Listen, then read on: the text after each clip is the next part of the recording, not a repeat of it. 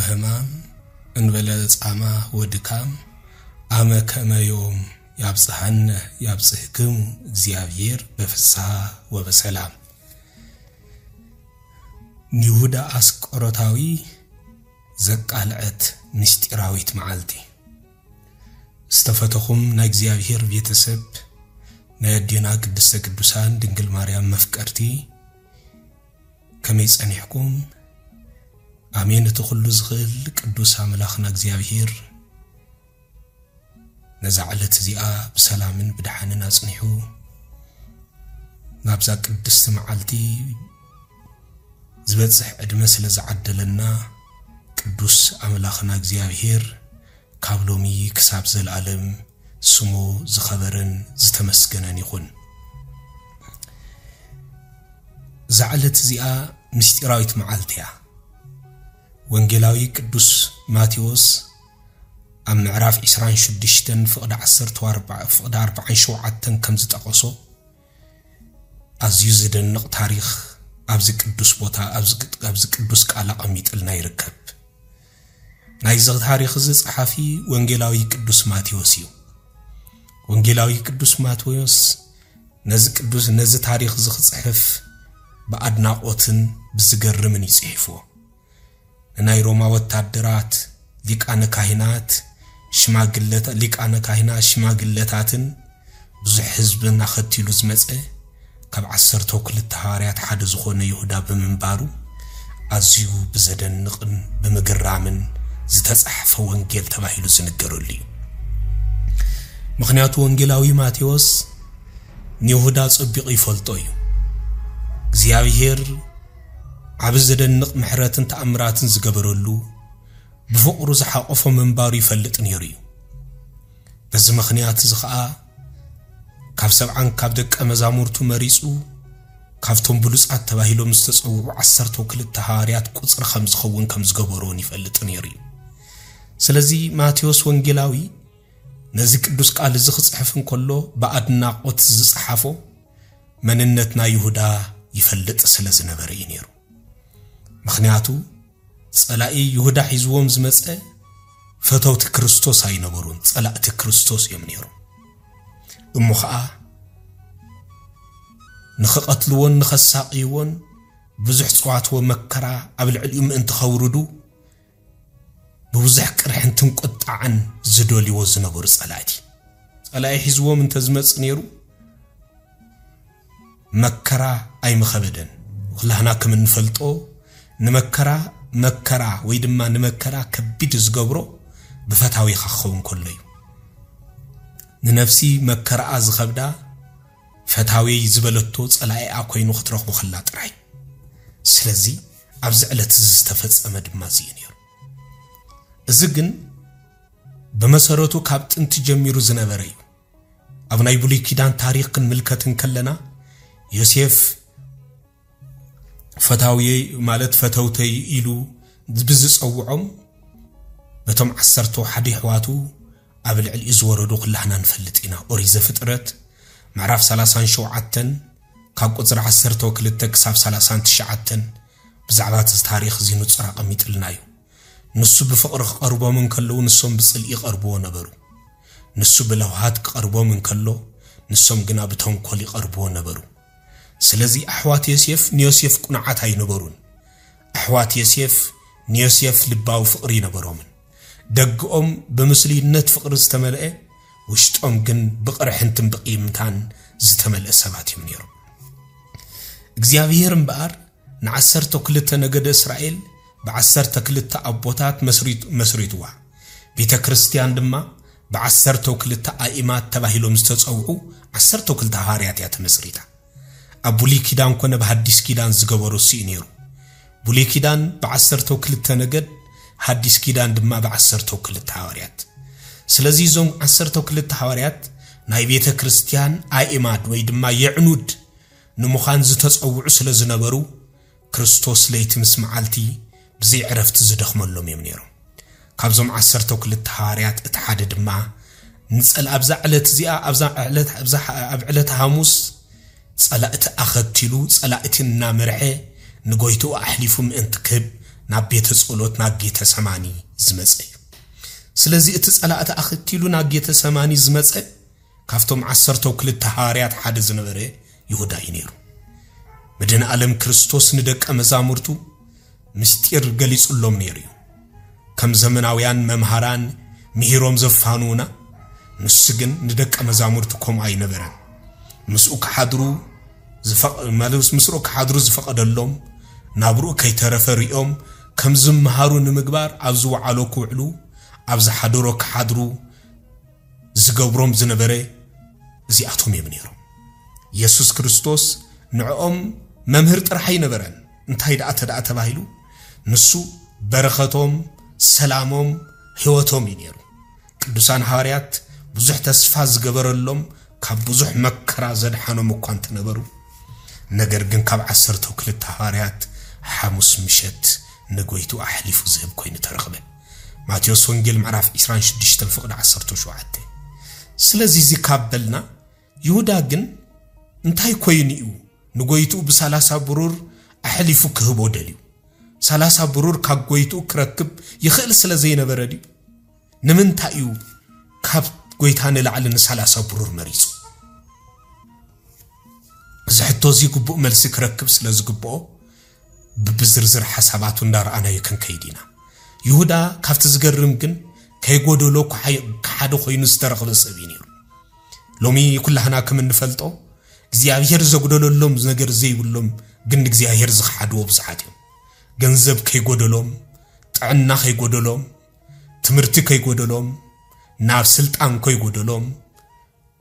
እግዚአብሔር ኩሉ ነገር አማሊኢሎም ንእግዚአብሔር ግን ዝኸድዕዎ ብዙሓት እዮም ሎሙን ከይጎደሎም ንእምነቶም ዝሓዱ ሃይማኖቶም በገንዘብ ዝቀየሩ እምነቶም በስልጣን ዝለወጡ ውሕዳት አይኮኑ እግዚአብሔር ዘኽበሮም ንሳቶም ግን ዘሕሰሩዎ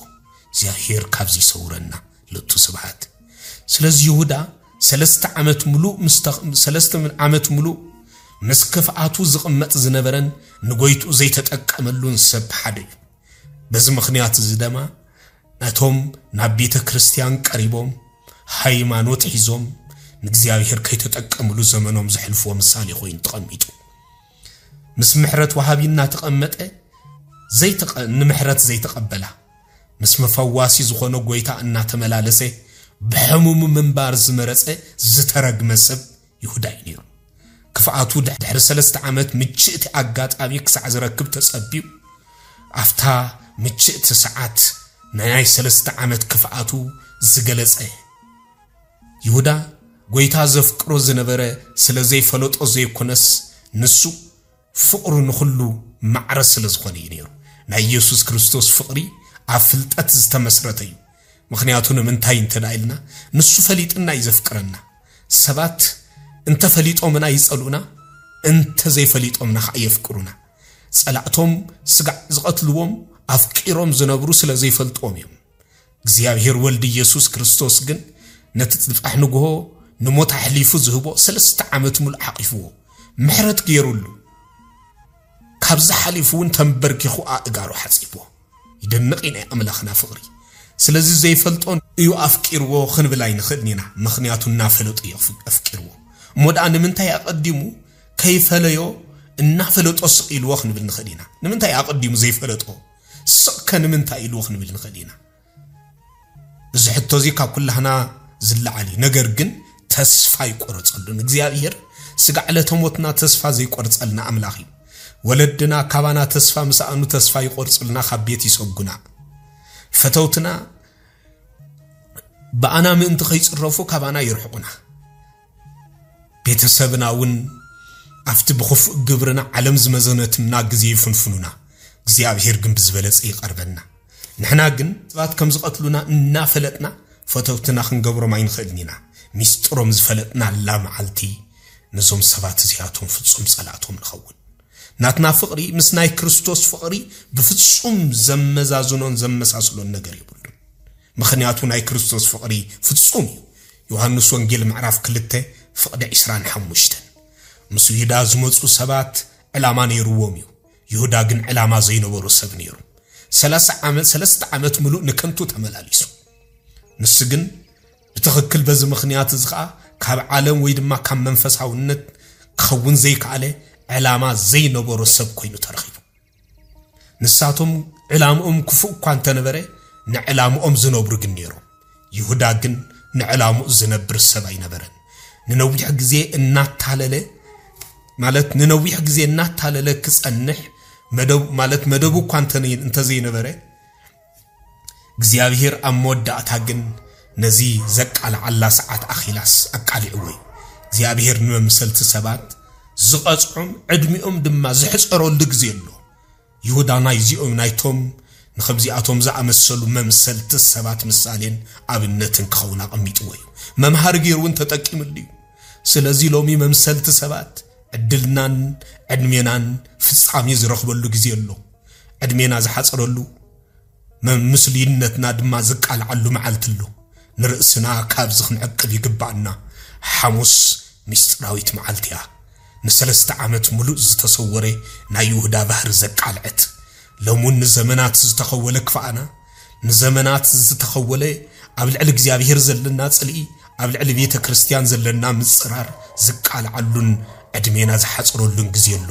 አብነት ገሩ እግዚአብሔር ንይሁዳ ቀሚጥ ወይሙ رأي يوحنس معرف سلسته كاب قصر 15 كساب 16 يهودا كاب قويتا نخفل بزح مخنيات فتيرو كان تنبري مخنيات مدهنا عالم كريستوس نمخنياتنا مخنيات نحن عمبر نص مخنيات كوين يفلتن بيتا كريستيان نمفلاينا مخنيات كوين يتفلتن أقلقلتي نحن نغنفل خابك زياهير مخنيات كخونو ناخل اليوم ممهران نحنا كاب እግዚአብሔር ክንፍለ ምክንያት ኮነና ኹልዩ ክርስቶስ ግን ካው ንኽንፍለ ምክንያት ዝኾነና ግዜ የለን ካብ ማለት ካብ ዝሕዞ ዝነበረ ስለዚ ይሁዳ ካብ ክርስቶስ ንኽፍለ ብዙሕ ምክንያት ይፈጥር ነይሩ እቲ ሓደ ድማ ካብ ዝሕዞ ዝነበረ ንደኻታት ዝኸውን ገንዘብ ብምስራቁ ከባርረኒ እዩ ኢሉ ይሐስብ ነይሩ ይጽበ ድማ ነይሩ انت خونه گم گویتا خصبهمو بز مخنیات زکبقله ایلی حسب نبره انت خونه گم گویتا حجم بتعقستن بفقرن حقيفو مس كل كفانا زحقفنا مس كل بدلنا زحقفنا نيقريتا افدق زدالولنا مس كل خفانا ناب لبنا تصقعو اما عصوت طويله ينكحكح اللهمو دمص اي سمع زخفتني انو مس اخدرر نس دما مساينا بل دمص زسمعنا ابا افدق لبنا طويلو አቱም ጾር ዝኸበደኩም ናባይንዑ እናበለ ጾርና ከቃል ዝቀርበና ምስኩል ክፋናን ከለናይ ስለዚህ ይሁዳ እዚ ኳን ተገበረ ክሰጥ ይቃለን ስለዚህ ድማ ሞዳታውን ናፍታ ናይ ድራር ፋሲካ ተባሂላ ዝተጸውዐት ምስኢ ኢደይና በጽሕል ብምእታዊ ክሰጎኒ ኢሉ ይሐስብ ስለዝነበረ ሕጅ ድማ ከምት ዝሐሰበ ገበረ እንተ ኾነ ግን ከምት ዝሐሰበ ይኮነሉ يسون حليفك وخلقو كفو قال كزاربني انا دما بتزغبركو حغوس كوينا خنبري يلو يحسبني انت هنا جن حجون قويتا بفقري عاركي كبل صويو عاركي سبات بزح غزي كاب እግዚአብሔር ንምፍላይ ምኽንያት الناس حتوري نبرو እግዚአብሔር ግን ንምኽንያቶም ኩሉ ምኽንያት ከም ዘይህሉ ይገብር እግዚአብሔር ካወኽ ንርሕቅ እንደ ግዜ ዘይፈተና نسجن مخنياتنا مخنيات كم زي اللو اندا قبري كساب زحج ساعة حلينا له እግዚአብሔር ግን مخنياتنا مخنيات كم زي اللو انا بمقبار بأمنة ثانينا نخن نبر عبحقف او اميت انا نبر لنا يوحنس وانجيل معرف 10 وكلته كابر بعتك ساب شدشته ኢየሱስ ክርስቶስ ፍቅሪ ይሁዳ ግን አይተጠቀመሉን ወይ ድማ ይድሐኑሉን ኩላህና ከምን ፍቅሮ ፍቅሪ መድሃኒት ፍቅር ተባሂሉ ዝጽዋዕ እግዚአብሔር ጥራይ ምክንያቱ እዚ ስም እዚ ዝግበኡን ዑጥራይ ስለዝኾነ ፍቅርን እግዚአብሔር ስሙ ጥራይ አይኮነን ባህሪ ስለዚህ ብናይ እግዚአብሔር ፍቅሪ ዝድሕኑ ብኡዝ አምኑ ማለት ዝድሕኑ ብኡዝ አምኑ ጥራይም እቶም ብኡዝ አምኑ ጥራይም ብፍቅሩ ዝድሕኑሉ ይሁዳ አኸቲልዎም ዝመጹ ናይ ደገ ጸላኢት ክርስቶስ እዮም ስለዚህ ናውሽጢ ናይ ደገ ጸላኢት ከምዛአቱ ዝገበረ ይሁዳ ይነሩ ይሁዳ ግን ናይ ውሽጢ ካድረ ስለዝነበረ ናይ ውሽጢ ጸላኢ ስለዝነበረ ነቶም ናይ ደገ ጸላኢቲ ናውሽጢ በኸመይ መገደ ከምዛአቱ ነትቀዳዳ አፍ ደገ አመልክቱ ናርኢዩን ንውሽጢ ከምዛአቱ በመግባር ንቤተ ክርስቲያን ከናውጽ ክፍትን ጀምሩ ስለዚህ ለሙን ከምንፈልጦ ናይ ቤተ ክርስቲያን ፈተና እቶም ኣብ ውሽጥ ዘለው ካድረታት ዝፈጥሩ ወይ እቶም ኣብ ውሽጥ ዘለው ዘይ መንፈሳውያን ነቶም ኣብ ደገ ዘለው ኣጽራረ ቤተ ክርስቲያን ንውሽጢን ኸኣቱ ኣፍ ደገ ይኸፍቱሎም ናይ ፖለቲካ ኣፍ ደገ ናይ ዓሌታውነት ኣፍ ደገ ናይ ገንዘብ ፍቕራ ኣፍ ደገ ናይ ስልጣን ኣፍ ደገ እዚኣቶምን ካልኦትን ዝኣመሰሉ ኣፍ ደገታት ብመኽፋት ንኽብሪ ርእሶም ንረብሓ ርእሶም ክብሉ ንቤተ ክርስቲያን ንዘዕንዋ ጸላእቲ ቤተ ክርስቲያን ኣፍ ደገ ይኸፍቱ ይሁዳውን ዝገበሩ እዚ ነይሩ ሰይጣን ንሰባት ካብ ቤተ ክርስቲያን ከም ዝወጹ ምግባር ዘይኮን ዕላምኡ ናብ ቤተ ክርስቲያኑን ከም ዝኣቱ ብምግባር ኣብ ውሽጢ ቤተ ክርስቲያን ሰላምን ዕግርግርን ከም ዝኸውን ምግባር ምኽንያቱ ዮሐንስ አፈወርቅ ክገልጽ እንከሎ ልዕሊ ሁሉ ዘጠንቀቅና መልእኽት እዚ ነይሩ ተጠንቀቁ ይልና ሰይጣን ካብ ቤተ ክርስቲያን ጥራሕ አይኮነን ዘውጽ ይሉ ናብ ቤተ ክርስቲያኑን ይዘእቱ ይሉ ምኽንያቱ ሰይጣን ናብ ቤተ ክርስቲያን ዘእቱ ንምንታይ እንትዳይልና ናብ ቤተ ክርስቲያን ዘእቱ ቤተ ክርስቲያን ወደብ ሰላምያ ወደብ ፍቅሪያ ናይ ዕረፍቱ ወደብያ ስለዚ ሰላማ ክዝረግ ፍቅራ ክበታተን ናይ ዕረፍቱ ወደብ ካብ ሙኻን ናይ ረብሻ ወደብ ክትከውን ብድሕሪ እዚ ድማ እቶም በማዕዶ ኮይኖም ዝምልከትዋ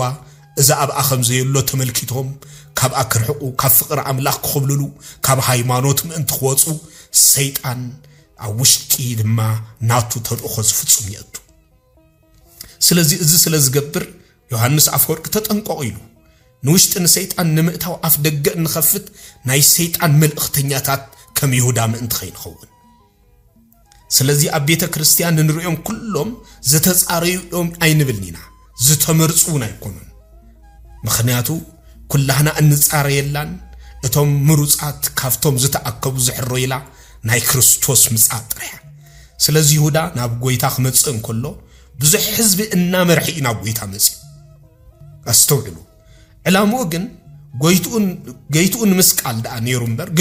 ጎይቱን ምኽባር ኣይነበረን ሎሙን ቤተ ክርስቲያን ንምኽባር ዘይኮነስ ቤተ ክርስቲያን ንምውራድ ንቤተ ክርስቲያን ብዙሓት ህዝቢ ኣኪቦም ዝመጹ ሰባት ኣለው ንቤተ ክርስቲያን ናይ ፖለቲካ ወደብ ናይ ዓሌት ወደብ ናይ ክብሮም መግለጺት ወደብ ክገብሩዋ ዝደልዩሎም ብዙሓት ኣለው እግዚአብሔር ካብዚኦም ይሰውረና ከም ይሁዳ ዝዓይነቶም አገልገልቲ ዝስዕቡ ህዝቢ ዕላምኦም ክርስቶስ ንምርካብ ዘይኮነስ ብግብሮም ንምስቃል ደድሕሪ ከምዚኣቶም ዝኣመሰሉ መገዶም ዝስዕቡን ዝኽተሉን ነታ ሐቀኛ መገድ ክርስቶስ ኣብ ቤተ እግዚአብሔር ኮይኖም ዝስሕትዋ ብዙሓት እዮም ዝኾነ ዓይነት ዕላማ ሰዓብቲ ዘይብሉ ዕላማ የለን ይሁዳ ከይተረፈኳ ሰዓብቲ ነይሮም እዮም ስለዚ ዝዓለት እዚኣ ሊቃነ ካህናት ኩላህና ከም እንፈልጦ ኃጢአት ዝገበረ ሰብ ዋላኳ እንተመጾም መስዋዕቲ ሰዊኦም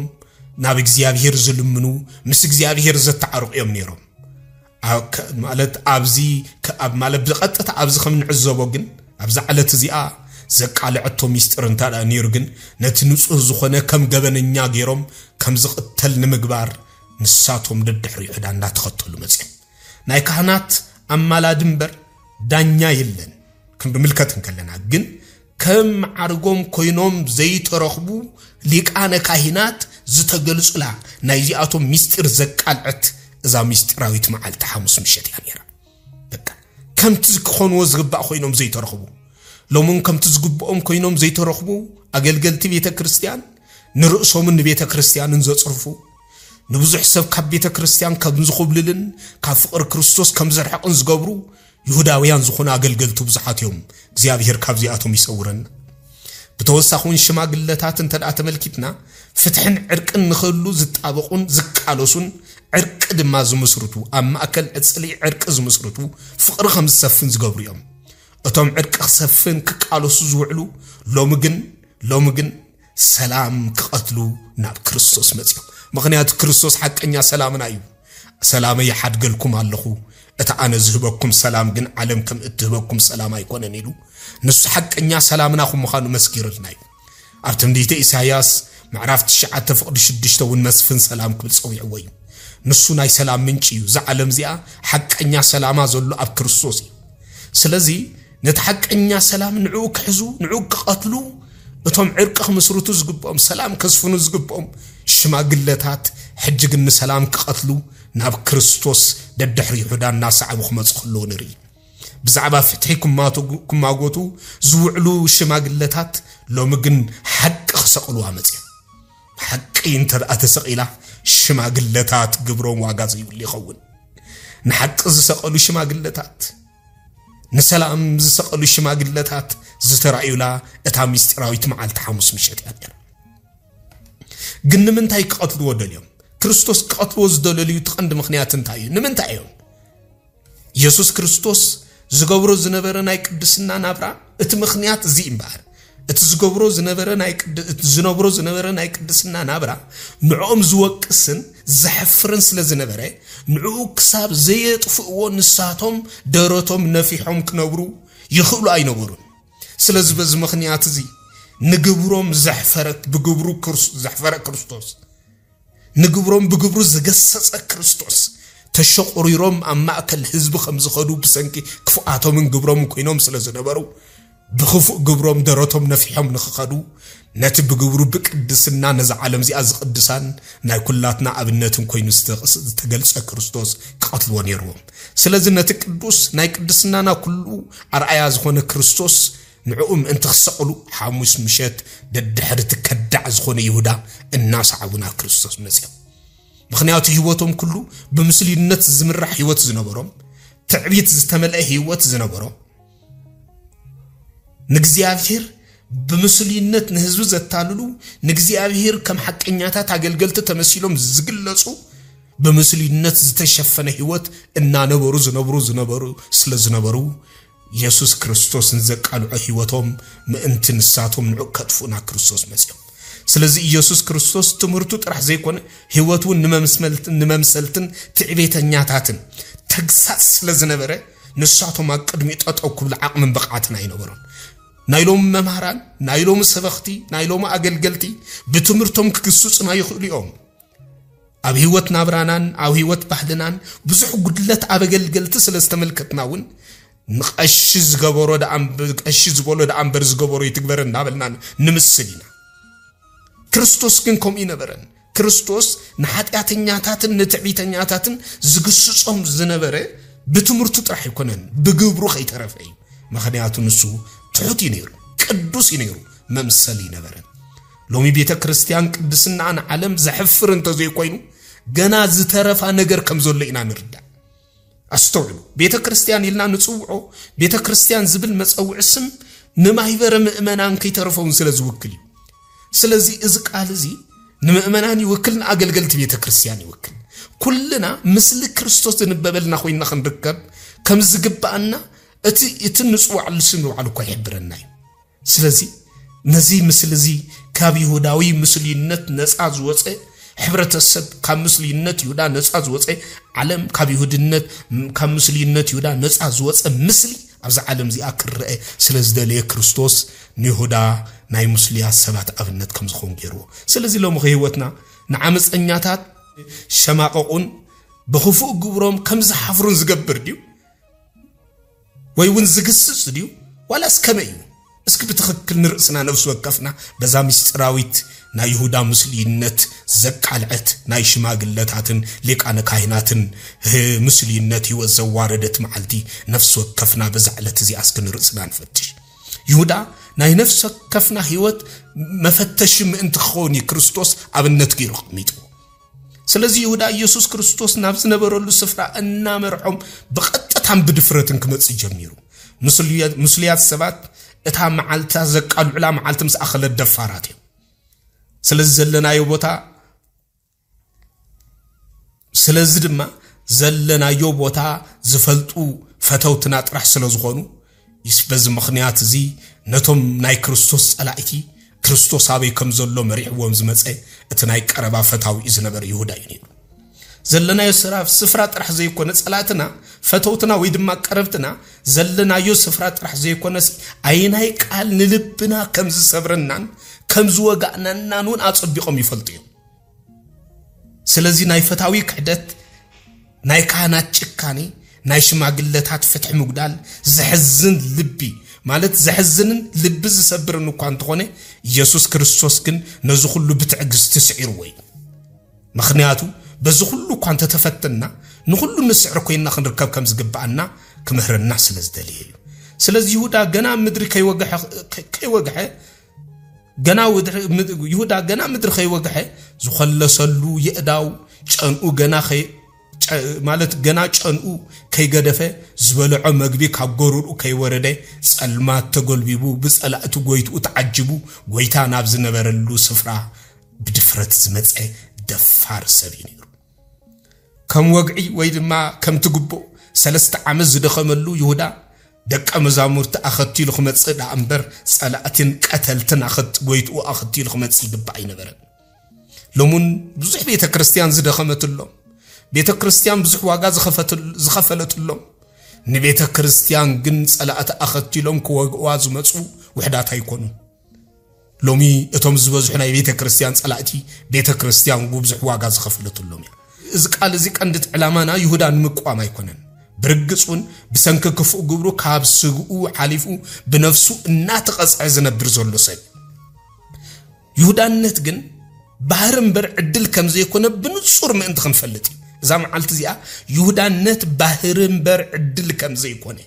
سبات عدل يو أبزد رجازو دي قوزبلو جن عدل لا يكونن ناي كلاتنا عدل سناي كون زياهير بسناي عدل نخلها مدي بالناي نسبات جن ناكمز عينت كفوي وزودهم عدلهم زي يكون بحري يومي بتكفو بحري يوم كم الروحون كله يوم أكمز زودكو سلازي يهودا نقويتا كتحزو سلازي دلي وكيدو كم اتدالي وسمع الله سلازي أنا متشو ساعتن زلو بوتان مزي حدم جيرا كم اتحزو خقبري جن انتاي كتوني اخميدو نيهودا زيج انقو زنبري اتزو وحاو نگر دا عمبر نقويتو أحليف كام حباي نبرن نيهودا زيج انقو زنبري نقويتو أحليفو بمحاب قبل علي زورد فردي زي كونس اتن نقويتا أحليفو بمحاب زرخبن جنزب ينيرن لومن زرخبو جنزب انبر بتزرخبو جنزب قبل علي بيت كريستيان زقبرو متصرار زيرد سبات بزحاتين نقويتو رسيعو نبيت كريستيان رسيعو نهايمانوتهم رسيعو نزرخبو جنزب زقدمو نبيت كريستيانهم نعملاقهم نخلو منفساو نقروم بجنزب واقع داقا زقتو زقلو علام عالتي إذا مشتراويت معالت زيا نساتهم دما برقص انبار زيلو مسحاتتهم نساتهم دما نيهودا كم زيلهم كملسون كلو نيهودا زبلوك على عزيز لنغير مخنياتو دليتنا يهودا يفلطو ስለዝነበሩ ንሳቶም ዝበልዎ ነገር እንተዳ ነይሩ ቀል እንታይ የሚሎም እንተዳ ተባሂሉ ብናይ ሓደ ባሪያ ዋጋ 30 ቅርሽ ክንክንበካ ኢና ብልዎ ይሁዳ ንሳቶም ክርስቶስ ንሶም ዝቆጸሮ ከም ሓደ ባሪያ ይነይሩ በዚ ድማ ብናይ ሓደ ባሪያ ዋጋ ይሁዳ በፍቅር ገንዘብ ልቡ ዝደንዘዘ ንፈጣሪኡ ከዝረስዐ ንስተገብረሉ ዕረታ ዝቀበረ ብናይ ባሪያ ዋጋ ንጎይቱ ክሸይጥ ንርሱ ምስ አይሁድ ተሰማሚዩ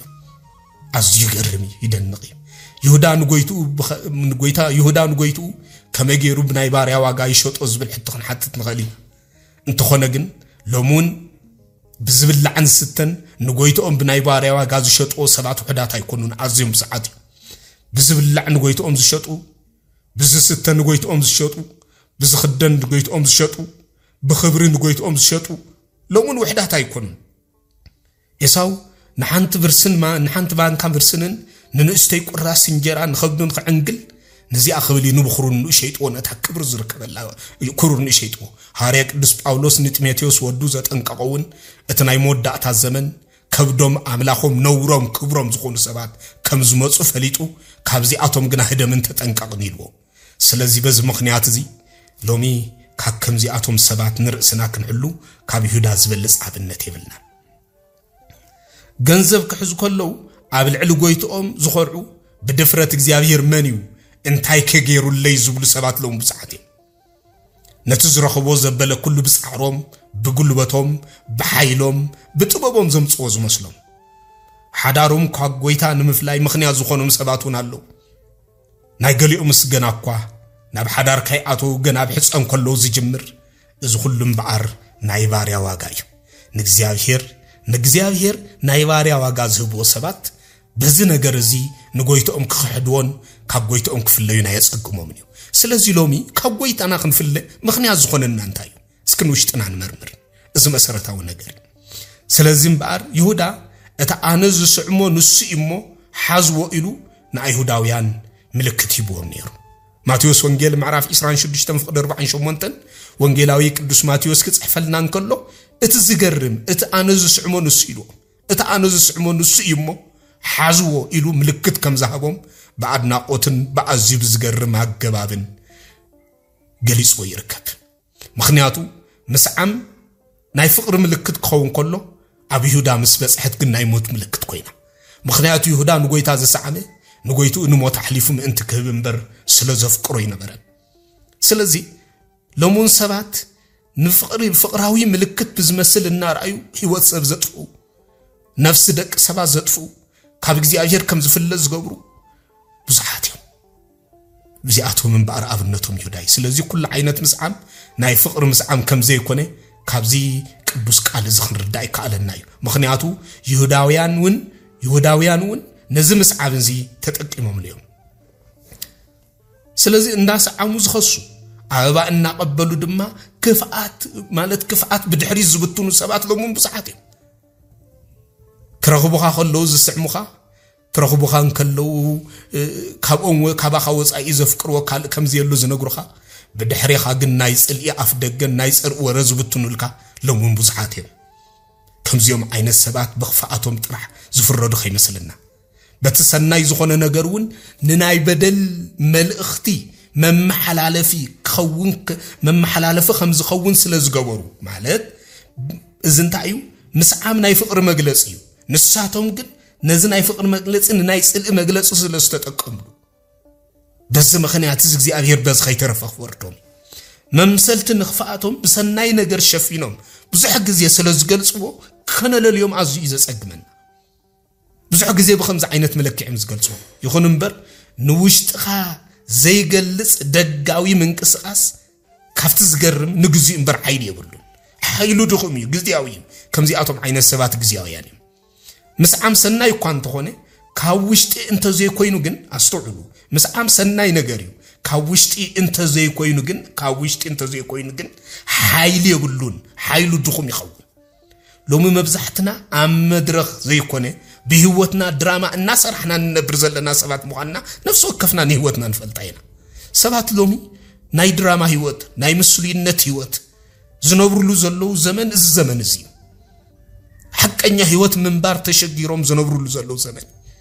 حقኛ ፍቅሪ ካብ ደቅ ሰባት እናጠፈ ዝመጸሉ ዘለው ዘመን ሰባት ንሰባት መፍቃር ተሸጊሮም ዘነብሩሉ ዘለው ዘመን ሰባት መፍታው ተሸጊሮም ዘነብሩሉ ዘመን ዘለው ነናይ እግዚአብሔር ፍቅሪ በሰይጣናው ፍቅሪ ተንኪና ምንቅስቃስ ካብ ንጅምር ዘቆጸርና የዘመን ቀሊል አይኮንም ምክንያቱ ሰላምታ ናይ እግዚአብሔር ፍቅሪ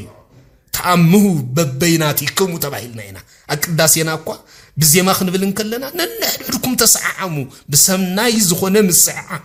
بفقراو زخونه مسعام تسعامو سلام تبعالو تبعيلنا هنا نزي سناي زخونه مسعام زي سبات سيطاناو مسعام انت قيرمو بزيابهير بمسلونياتاوي بحريهم سيطاناويان كوينو سلازو ترخبو بيهوداوي بحري تقصعت خمس خوني قبرو سلازي يهودا زرعينا دما أبزعلت زيازي يهودا كسعمو خلوخو كمز الزانخ قبره بار يهودا زحسبو زي كسعمو خلوخو كمز الزانخ قبره كحقفو خلو دما كحزلكمي أبزق زيز دما بجمد إيدو تأسرو أبدرتو دما كينات تتخللو بدحرزي زدلخو مو خت قبرو توصدو إلو زي نيرنا يهودا حساب بار نكريستوس كساب كندز أكل شكينو صلاة ولا كان كريستوس انت فرحوا يهودا جن كافت زجرم زدف مالت دفيروي بزح جزء كمان نفلتو أبدأ جزلو سبات نبيت كريستيان أزيم زخبرو نجزي أبيهرون كم متأن العلي فرحوا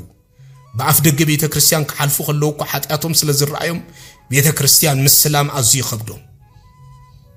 أبدأ جنزلو سبات دفرات كم زخون زجبروهم جن أتوم نايوشت كادراتهم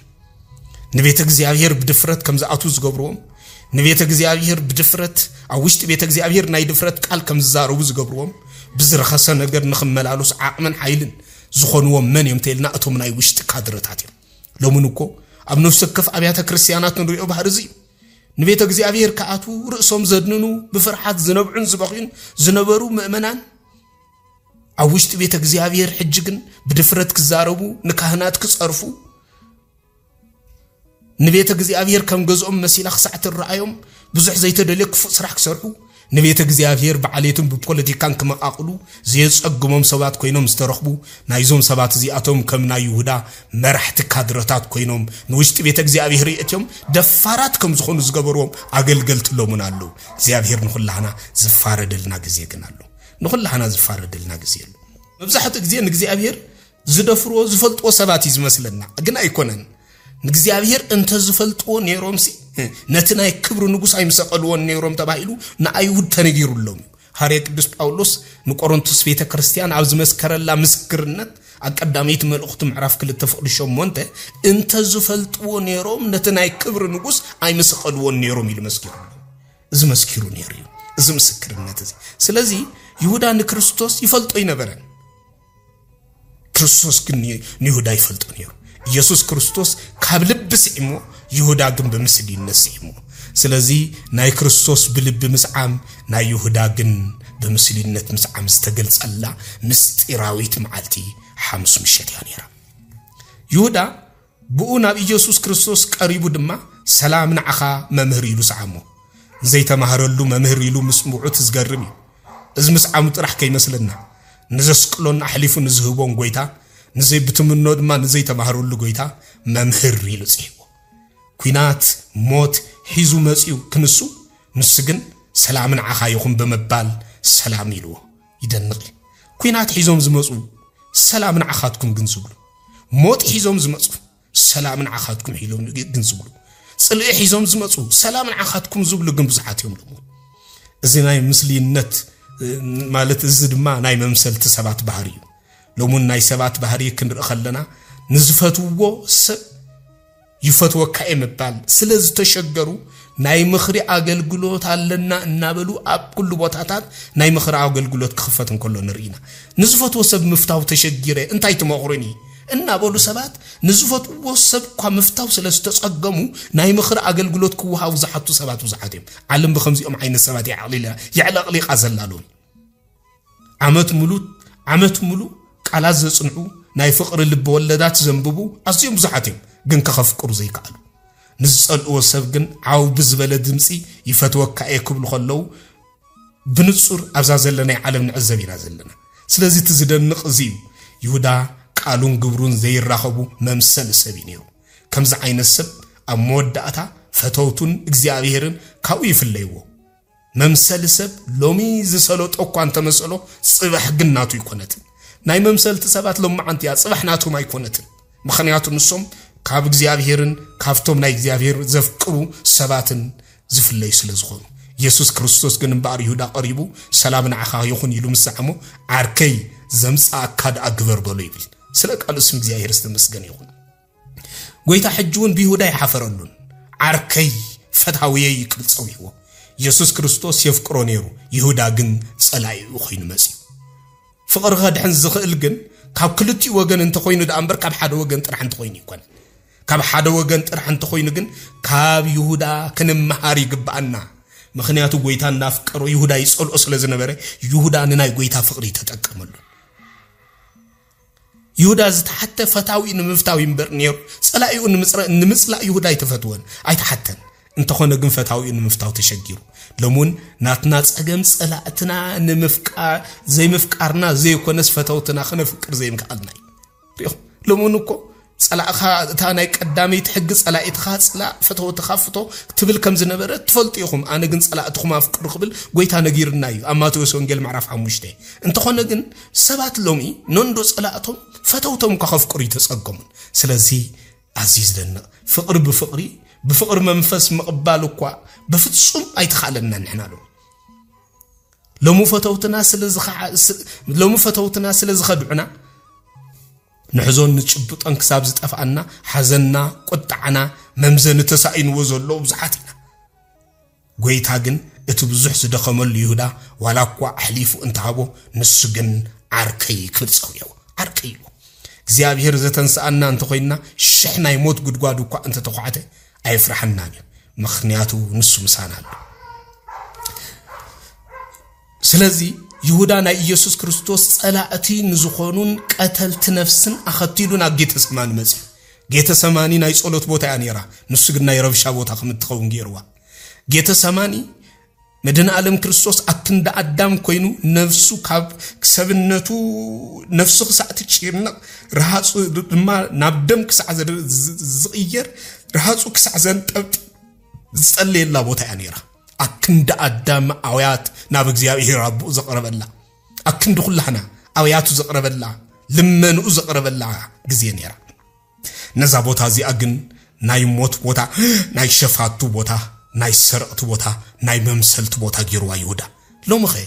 ናይ ጌተ ሰማኒ ምሳሌ ዝኾነት ቤተ ክርስቲያን ና ከምዛ ዓይነት መድረኽ ዝቀየርና ያሰባት ክንደዮኖቲና ናይ ሜዳ ኹዕሱ ቦታ ዝቀየርና ናይ ቲፎዞ ቦታ ከምትኸውን ዝገበርና ናይ ረብሻ ቦታ ከምትኸውን ዝገበርና ይሁዳውያን ሎሙን ነዛ ዓለም ዚኣ ሰላም ንቤተ ክርስቲያን ሰላም ክልኦም ይርከቡ ዚኣየር ካክም ዚኦም ይሰውርና ኢየሱስ ክርስቶስ ግን ከፋቲ አበሳ ሃዳጊ በቀል ስለዝኾነ በፍቅር እንዳጠመተ ዓርከይ ክብል ጸውዩ ንሕና እንተን ንኸውን ነርና ብርግጽ ነዚ ቃል እዚ ኣብ ልዕሊ ጎይታይ ዝወረደ ኣብ ልዕለይ ወሪዱ እንተዝኸውን ነሩስ ኣነ እንታይ ምበልኩ ነይረልና እስኪ ነፍስ ወከፍና ንሕተት ብናይ ሮማ ወታደራት ናይ ካህናት ይሕሉቕ ኣይሓዘንኩን ምኽንያቱ ንሳቶም ነዚ ዝገበርዎ ጥቕምና ክጎድለና እዩ ብዝብል ፍትወት ነይሩ ትዝደንቕ ማለት ስለዚ በዚኣቶም ኣይንግረምን ካባና ማለት ዝገርመና ግን ናይመን ይተልና አባኻ ዘለና ረአያ ግን ንልብና ትንኪፍዎ ሓዘንና መግለጽ ኣይተረኽቦን ደማ ምብዕካና ኢልና ግን ይሁዳ መወቕስነ ምኽንያቱ በባህልና ክምሰልን ከለውን አክንድ ዝኸለስኩስ ኢደይ ተነኸስኩ ተባሂሉ ዝምሰል ለካ ሓቂው ንዝብል ቀጥታው ትርጉም ተጠቅምናሉ ነርና ምኽንያቱ ዝምባልናው ብፍጹም ጌጋ ከም ዝኾነ ክንርድኦ አዚናም ተጸገምና ኢየሱስ ክርስቶስ ግን ፍትወይ ዓርከይ ፈታውየይ ክብል ጸውዩ ምኽንያቱ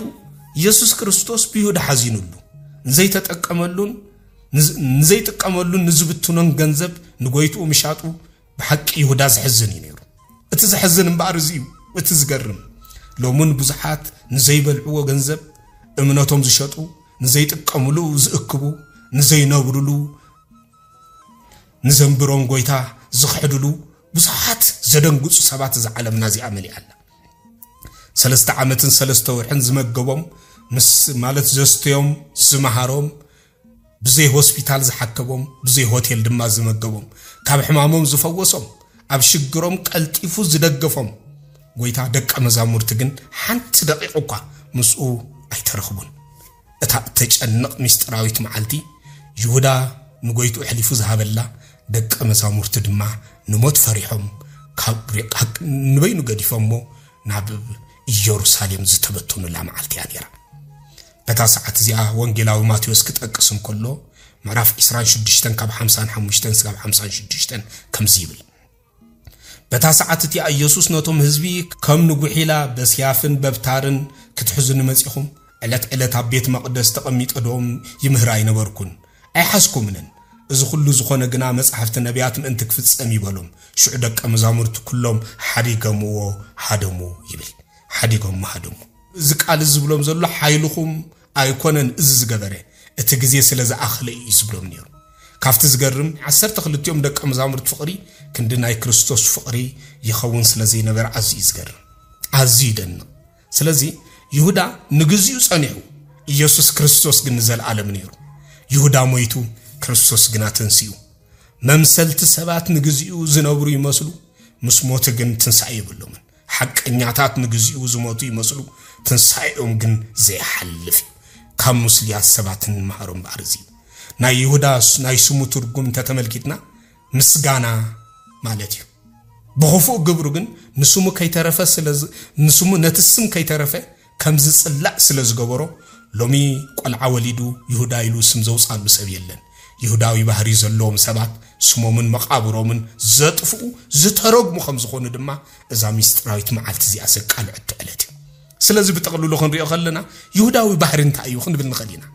እዛ ዕለት እዚኣ ብጠቕልሉ ናይ ይሁዳዊ ባህሪ ዝተቃልዕት ዕለት ስለዝኾነት ካብ ይሁዳ ሓሊፍና ንይሁዳዊ ባህሪ ኢና ቅልዕሉ ኩሉ ክምልከ ዘለና ይሁዳዊ ባህሪ ንስተጸውዓሉ ዕላማ ዘይፈልጥ ማለት እዩ ተናይ መጀመርያ ንስተፈልጥ ጸውዓሉ ዕላማ ዘይፈልጥ ይሁዳዊ ባህሪ ዘሎ ይባሃል ይሁዳ ዝተጸውዕን ሐዋርያው ተልእኮ ናይ ሐቅ ምስክር ንኸውን እኳ እንተነበረ ግን ንዝተጸውዓሉ ዕላማ ሸለል በመባል ናይ ሓሶት መምህር ናይ ክፍኣት ሰባኺ ኮይኑ ዝተረኽበ እዩ ነይሩ ስለዚህ በዚ ምኽንያት እዚ ንሕና እውን ንስተጸውዓናሉ ዕላማ ክንሪኦ ከለና ኣብ ምድሪ እንርከብ ናይ እግዚአብሔር አምባሳደራት ከም ዝኾንና በመግንዛብ ዕላማና ኸይንዝንግዕ ልዕል ኩሉ ይሁዳ መምሃሪና እዩ በተኻላይ ናይ ይሁዳ ባህሪ አንታ አይተልና ከመዛዘኑ ዘይግቦም ነገራት እና መዛዘነ ዝነብር ይሁዳዊ ባህሪ ተባሂል ይስማ ክልተ ከመዛዘኑ ዘይግቦም ናብነት ንገንዘብ ዘለዎም ፍቅሪ ንገንዘብ ዘለዎም ከምዚኦም ዓይነት ሰባት ንገንዘብ ዘለዎም ፍቅሪ ኣዝዩ ልዑል ስለ ዝኾነ ካብ ገንዘብን ፈታውን መን ይሐይሽ መን ይገልጽ ኢሎም ንኽልተ ነገር ዘመዛዝኑ ከመዛዘኑ ዘይግቦም ነገራት ዘመዛዝኑ እዮም ካብ ገንዘብን ፈታውን ካብ ገንዘብን እግዚአብሔርን መን ይሐይሽ ኢሎም ዘመዛዝኑ ይሁዳዊ ባህሪ ዘለዎም ሰባት እዮም ስለዚህ ብዙሕ ግዜ ሰብ ዝወድቕ ገንዘብን ሰብን ወይ ድማ ፈታውን ከመዛዝኑ ኢሉ ዝሓሰበ ግዜ ውድቀት ናይ ይሁዳ ባህሪ ዘለዎም ሰባት ንሰብን ንገንዘብን ከወዳድሩ ኢሎም ኣብ ዝጀመሩሉ ግዜ ሎሙን ገንዘብን ተሒዞም ኩሉ ልዕል ኩሉ ዝኾኑ ኮይኖም ዝስምዑም ሰባት ኣለው ገንዘብ ግን ንብረት እምበር ፍቅሪ ክገዛ ኣይክእልን እዩ በዚ ምኽንያት እዚዩ እቶም ዝበዝሑ ሓብታማትን ናይ ገንዘብ ወነንትን ጭንቃት ኮይኖም ዝነብሩ ስለዚህ ይሁዳዊ ባህሪ ፍቅሪ ዘይርድኦ ልብ ስለዘለዎም አስተውሉ ይሁዳዊ ባህሪ ፍቅሪ ዘይርድኦ ልብ ስለዘለዎም ተጠንቂቆም ዝነብሩ ካብ ባእሲ ዘይኮነስ ካብ ፍቅሪ ተጠንቂቆም ዝነብሩ እዮም ካብ ባእሲ ይኮኑ ዝጥንቀቁ ካብ ፍቅሪ እዮም ዝጥንቀቁ ፍቅሪ ከለግቦም አይደልን እዮም ምኽንያቱ ፍቅሪ ዘለዎ ባህሪ የብሉ ፍቅሪ ዘለዎ ልብ የብሎም ፍቅሪ ዘይብሉ ልብ ዝውንኑ ይሁዳዊ ባህሪ ዘለዎም ሰባት ይሁዳዊ ባህሪ አዳህሊልካ ናይ ምጥቃዕ ናይ አራዊት ባህሪ ዘለዎም እዮም ስለዚህ ይሁዳዊ ባህሪ ዘለዎም ሰብ ልክ ከም አራዊት ንዝደልይዎ ሰብ አዳህሊሎም ግዜ መሪጾም ዘጥቁ ዓይነት ሰባት እዮም ካብ ናይ አራዊት እቲ ሓደ ባህሪኡ አዳህሊልካ ንጸላኢኻ ምጥቃዕ ስለዝኾነ ስለዚህ ተኻሉና ይሁዳ ባህሪ ነዚ ኣብነት ገይሩ ብንጹር ዘረዳአና እዩ ብተወሳኹን ይሁዳዊ ባህሪ ዘለዎም ሰባት ቂመኛታት አይኮኑን አስተውሉ ቂመኛታት አይኮኑን ምኽንያቱ ተቀያሚ ዝኾነ ሰብ ማለት ንዘቀየሞ ሰባት ይዝጎድ ይሁዳዊ ባህሪ ዘለዎም ሰባት ግን ንዘቀየሞም ሰባት ጥራይ አይኮኑን ዝጎዱ ይሁዳዊ ባህሪ ዘለዎ ሰብ ግን ካብ ተቀየምቲ ዝገደዱ ስለዝኾኑ ንዘቀየሞምን ንፈተውቶምን ንገበርቱ ጽቡቆምን ዘጥቁ ዓይነት ሰባት ይሁዳዊ ባህሪ ዘለዎም እዚ ዓለት እዚ ኣምባር ከምዚኦም ዓይነት ሰባት ከምዚኦም ዓይነት ሰባት መወዳእቶም እንታይ ከም ምኻኑ ዝተቃልዐለ ዓለት ያ ስለዚህ ይሁዳዊ ባህሪ ዘለዎም ሰባት ተወሳኺ ምዝኾነ ሰብ ዝነብሩ ጥቅሞም ክሳዕ ዘይጎደሎም እዮም ጥቅሞም እንተ ኣጎዲሎም ዝኾነ ሰብ ክነብሩ ይክእሉን እዮም ጥቅሞም ኣቀዲሞም እዮም ዝኾነ ሰብ ክነብሩ ኢሎም ዝመርጹ ንጥቅሞም ዘቀድሙ ንጥቅሞም ኣቀዲሞም ዝኾነ ምስማንም ሰብ ክነብሩ ዝኽእሉ ሰባት ዓይነት ሰባት እዮም ብተወሳኺውን ቃሎም ጥራሕ ዘይኮነስ መንነቶም ኩሉ በሓሶት ዝተሃንጸ ሰባት ይሁዳዊ ባህሪ ዘለዎም ሰባት ይባሉ ስለዚህ ንዝን ዝገለጽናለን ይሁዳዊ ባህሪ ዘለዎም ዓይነት ሰባት ዝገልጻ ኣብ ይሁዳ ዝተመልከትናየን እዛ ምስራዊት መዓልቲ ሐሙስ ምሸት ከኣ ዘጋሃደቶን ዝገለጸቶን ያ እዚ ኻበልና እምበር ብኸመይ ኢና ካብ ይሁዳዊ ባህሪ ክንወጽእ ዝከኣለና ዝብል ከመጠቃለለ ኸይርና ክንርሎም ኣገዳሲ ምኽንያቱ ሎሚ ቀንዲ ዕላማና ይሁዳ ንምውቃስን ንምቅልዓን ዘይኮነሲ ቀንዲ ዕላማና ካብ ናይ ይሁዳዊ ባህሪ ብኸመይ ክንወጽእ ከም እንኽእል ንምግላጽን ነትኹፉ ባህሪ ብሓይሊ እግዚአብሔር ንምርጋጽን ካባና ከም ዝርሕቕ ንምግባሪ እዚ ዕላማና ካል ኣይኮነን ከመይ ጌርና ኢና ሎሚ ንናይ ይሁዳ ባህሪ ንረግጾ ከመይ ጌርና ኢና ቅዱስ ቤተ ክርስቲያን ኣብ ዓርብ ምሸት ይሁዳውን እናረገመት ብመቋሚያ ጌራ እትቅጥቅጦ ቀንዲ ምኽንያት እኮ እዚ ባህሪ እዚ ካባ ይውጻ ካባ ይርሕቕ ንምባል ስለዚህ ናይ መጀመርያ እምባር ነዝንርሕቐሉ እግዚአብሔር ከም ዝርኤና ኮይና ክንዛረብን ክንነብር እንተጀሚርና ይሁዳዊ ባህሪ ካባና ይርሕቕ እግዚአብሔር ከም ዝርኤና ክንነብር እንተጀሚርና በሐቅ ከነፍቅር ንጀምር እቶም እግዚአብሔር ከም ዝርኤም ኮይኖም ዝነብሩ ሰባት እዮም ሐቀኛ ፍቅሪ ኣብኦም ዘሎ እግዚአብሔር ከምዚኦም ዓይነት ሰባት እዩ ዝሓድር እቲ ካልኣይ ድማ ዝተቀየምና ዮሴፍ ተቀይመካ ኣለኹ ሒዝ ማለት ሓዚነልካ ኣለኹ بقلص الزبلو عين السبات كاب يوداو بحر نص اخوص ዝخሉ ኣብ ዝኾነ ይኹን ሰብ ዘለና ቅሬታ بقلص ክንገልጾ ይድሊ እዝን ተዘይገርና ግናብ ሓደጋ ንወድ ስለዚህ ብግልጽን ሎሚ ተቀይመካ ኣሎ ኢሉ ብግልጽ ዝዛረብና ሰብ ሎሚ እናሳአና ንመጸሉ ዘለና ግዜ ሓንሳብ ምስተቀየመ ድሕርጂ ምዝ ሰብ ዝርክባ ይድልየንን ኢሉ ክርሕቕ ዝደል ሰብ ተዘይኮይ ስለዚህ ንውሽጣው ስምዒትና ገሊጽና ከነውጽኦ ይግባ ንይሁዳዊ ባህሪ ዘጥፍ እምባር ከምዛ አይነት ሰብ ኮንካ በመንባሪ ስለዚህ እግዚአብሔር ይሁዳዊ ባህርን ዘለዎም ሰባት ሞዳታ ከቆጽዑ እዚ ምክንያቱ ንጉስ ዳዊት ነዚ ኢብኑ ጽራቅ ሚጥልና ኣብ መዝሙር 55 ፍቅድ 21 ክንምልከት ከለና ዘረቡ ከም ጠስሚ ልዙብዩ ኣብ ልቡ ግና ጽልእሎ ቃላቱ ካብ ዘይቲ ይልእም ግና ከም ዝተሸመተ ኣስያፍ ዝቆርጽ እዩ ንስኻ ግን ናብ ናይ ሞት ጉድጋት ከተወርዶም ኢኻ ደመኛታትን መምሰልትን ዘመኖም ፍርቅ አይምልእን እዩ ኦ ጎይታ ኣነ ግን እልምነካለሁ ኢሉ ስለ ቃሉ ስም እግዚአብሔር ዝተመስገነ ይኹን እግዚአብሔር በኸመይ መገዲ ንመምሰልት ሰባት ከም ዝቆጽዖም ብንጹር አቀሚጥልና ስለዚህ መምሰል ሰብን ቀታል ነፍስን ሓደ እቲ በቃሉ እቲ ድማ ብስየፍ ይቀትል መምሰልት ሰባት ንምንታዮም መምሰልት ዝኾኑ እንተይልና ድማ ናይዚ እቲ ቀጥታው መልሲ ብብልሓቶም ክነብሩ ኢሎም ስለ ዝፍጥኑ ጥራይ ንኹሉ ዝነብሩ ብብልሓቶም ክነብሩ ኢሎም ስለ ብእግዚአብሔር ንመንባር እሙናት ዝኾኑ ግን መምሰል ዝኾነ ባህሪ ፍጹም ካባታቶም ይጠፍ እቶም ከምዚኦም ዓይነት ሰባት እዮም ነቲ መምሰል ባህሪ ስለዚህ ሐቀኛታት ክንከውን ይግባ ደረቅ ማለት ደረቅ ደቅ ማለት በሐቅ በተቃራኒ ደረቅ ሐቂ ክንሕዙና ይግባአናኒ በኸመይተልና ሐቂ በፍቅሪ ምዝኸውን ጥራይ ህይወት ዘሎ ሐቅ ዘይብሉ ፍቅሪ እግዚአብሔርና ይቀበሉን ሐቀኛ ሐነትና ፍቅርን ተዘይመልኡ እንተጎዲልዎ እዚ ደረቅ ሐቅ ዝኻኒ ናብ እግዚአብሔር ዘቅርብ ከይኮነ ይተርፍ ማለት ሐቀኛታት ፍቅርናን ቂምታናን እንገልጥ አይነት ሰባት ኮይና ክደክብ ይግባ እግዚአብሔር ዝተባረኸ ነዊሕ ዕድመ ንኽበና ቃልናን ግብርናን ካብ ይሁዳዊ ባህሪ ነፃ ንኸነውጽ ሐቀኛታት ክንከውን ይግባአና ምክንያቱ ሐቀኛታት ጥራሕዮም ካብ ከምዛ ዓይነት ነፃ ወጽ ዝኽሉ ስለዚህ ብዙሓት ሰባት ክንምልከትን ከለና ዕድሜኦም ዘንሑ ትጓሃት ጸለይቲ ብምዃን ሐቀኛታት በመንባርዮም ነይሮም ስለዚህ ሐቀኛታት ምዃን ማለት ንገዛእ ሕልናና ምኽባር ማለት እዩ ኣብ ምድርና ዝተዘርግሐ ናይ ሙስሊምነት ዝፋን ኣብ ልብ ደቅ ሰባት ዝሰልጠነ ናይ ጥበራ መንፈስ እግዚአብሔር በተሐቀኛ ዝኾነ ቃሉ ክግስጸልና እዛ መዓልት እዚኣ ናይ መምሰልቲ ሰባት መወዳእታ እንታይ ምዃኑ ኣግሂዳ ዘርአየት ምስጢራዊት መዓልት እያ እታ ምስጢራዊት ምሸት እምበኣር ንይሁዳ ዘቃልዐት መዓልት እያ ሎሙን ናይ ክፉእ ግብሪ ማለት ናይ ክፉእ ግብሪ ገበርቲ ዝቃልዑላ ምስጢራዊት መዓልት ከም ዘላ ክንዝክር ይግባአና ኦ ጎይታ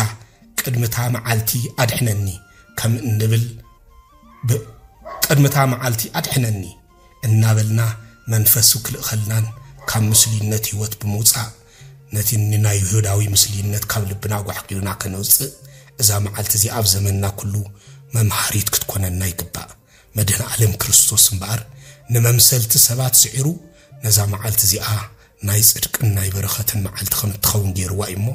ንኹሉ ክፉእ ግብርታትና እንረግጸላ መዓልቲ ብምግባር ብናይ ጎይታናን መድሓኒናን ኢየሱስ ክርስቶስ ፍጹም ዝኾነ ፍቕሪ ንርእስና ክንሃንጽ ይግባአና ነዚ ንኽንገብር መንፈስ ቅዱስ ይደግፈና ወስብሃት